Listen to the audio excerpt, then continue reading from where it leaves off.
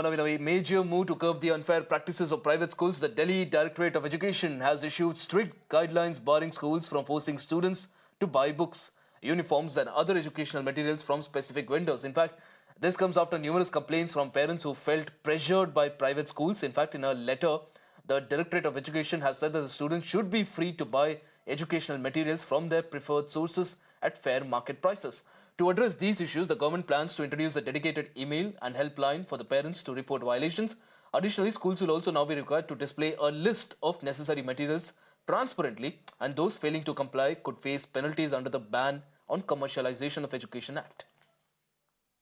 The most major development here is that schools cannot force students and parents to purchase school supplies from a particular vendor, and they have to make sure that the list for all supplies, whether it is educational material in terms of books and notebooks or school uniforms or stationery as well that might be required across the year, has to be displayed in prominent places in the school premises well in advance of the upcoming session. It has to be shared with the list also has to be shared with students. None of this can be concealed, and in fact uniforms also cannot, the color of it, the design of it cannot be changed for the next 3 years once prescribed. So these are the few measures that are being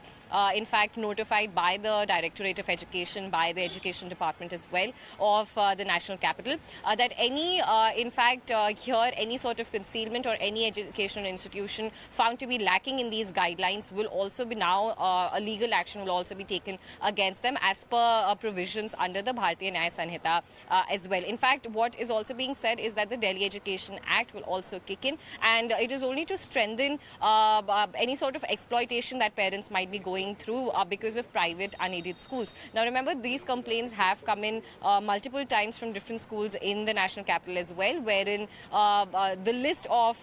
books are not being prescribed as per the CBSE curriculum as well. So the Education Department now has taken cognizance of that and said that only adherence to the official curriculum has to be maintained, and any extra books will be scrutinized by the Directorate of Education itself.